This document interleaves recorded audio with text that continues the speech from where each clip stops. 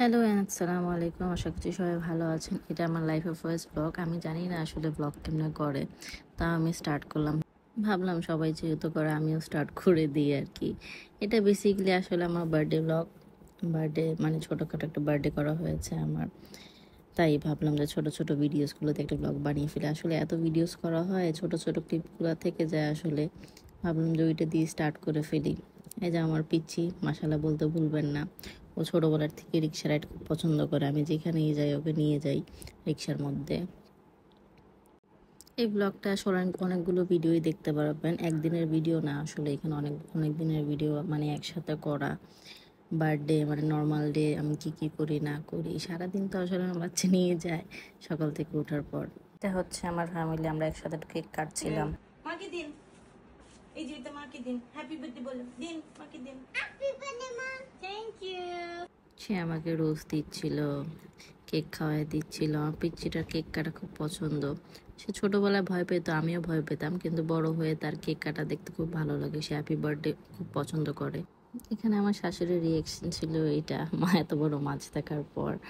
তারপর আমরা সবাই একটু খেতে যাই একটা রেস্টুরেন্টে। রেস্টুরেন্টটা খুব সুন্দর ছিল। এটা হচ্ছে তাদের আউটডোরটা। রেস্টুরেন্টের নাম মেবি Soy71 ছিল। এটা ইনডোর, একটা সুন্দর ডেকোরেশন করা ছিল তাদের। আমি আসলে বেশি ক্লিপ নিতে পারি নাই, মানে তাড়াহুড়োর মধ্যে ছিলাম, বাচ্চা নিয়ে গিয়েছিলাম। বাচ্চা থাকলে তো আসলে কিছু করা হয় না, আর পেছনে দৌড়াদৌড়ি করা হয়। রেস্টুরেন্টে আরও অনেক জায়গা ছিল যেটা আমি দেখিও নেই, আসলে ঘুরে দেখার সময়টা পাইনি, কারণ তাড়াতাড়ি চলে আসতে হয়েছে। বাচ্চা তো আবার বাইরে খায় না, এটার জন্য যেখানে যেই তাড়াতাড়ি করে চলে আসতে হয়। এটা একটা মাশরুমের কি যেন ছিল, যেটা কমপ্লিমেন্টারি ছিল। এই যে আমার বাচ্চা, তার ফিশ খুব পছন্দ। যেখানেই যাবে ফিশ দেখলে সে পাগল হয়ে যায়, কাউকে বসতে দিবে না, স্পেশালি তার বাবাকে ওইখানে নিয়ে দাঁড়া করায় রাখবে। ছোটবেলার থেকে তার ফিশের প্রতি একটু ফ্যাসিনেশন কাজ করে। বাচ্চাদের আসলে এই যে সব কিছু চেঞ্জ হতে থাকে আস্তে আস্তে। কেন জানি তার সাথে আমার কোনো ভালো ছবি বা ভিডিও সে করতেই দেয় না। যখনই আমি করতে দেই তার কোনো না কোনো কিছু থাকবেই। এখানে আমাদের খাবারও চলে এসেছিলো, খাবারগুলো বেশ মজাই ছিল। বেশ অনেক কিছুই নিয়েছিলাম। ফ্রাইড রাইস ছিল, বিফ সিজলিং মেবি, তারপর এটা মনে হয় রেড স্ন্যাপার ফিশ, একটা ফ্রাইড চিকেন ছিল। এটা ছিল টমিয়াম স্যুপটা তাদের, যেটা আমার কাছে মোটামুটি লেগেছে, আহামরি না। বাকি অন্যান্য খাবারগুলো বেশ মজাই ছিল। রেড স্ন্যাপারটা অনেক মজা ছিল।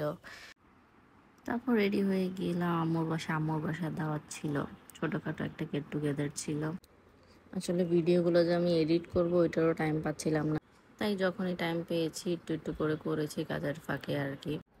আমরা বোনরা মিলে একটা ছবি ভিডিওস নিচ্ছিলাম আর কি। আমরা বোনরা এক হলে খুব মজা করি। আম্মুর বাসায় যখনই যাই আমরা তিনজন একসাথেই যাই, কারণ একজন মিস হলে আসলে গ্যাংটা পুরো খালি খালি লাগে। আমরা তিনজন একসাথে হলে অনেক মজা টজা করি। আমাদের বন্ডিংটা আসলে বোনের থেকে বেশি ফ্রেন্ডের মতন, আমরা তিনজনই ফ্রেন্ডের মতন। এখানে আমি স্ট্রাগল করতেছিলাম, আমি বড় দুল পড়তে পারি না, আসলে বড় দুল তো পড়েছি।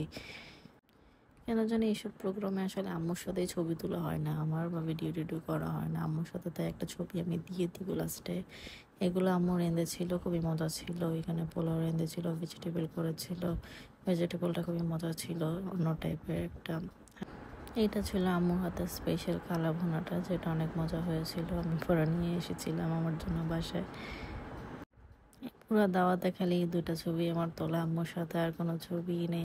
কোনো দাওয়াতটা হলে আমার তিনজনের সাথেই ছবি তোলা হয় না, এক আমার বাচ্চা, আর এক আমার জামাই, আর এক আমার আম্মু। এই তিনজনের সাথে আমার কোনো ছবি তোলা হয় না সেরকম।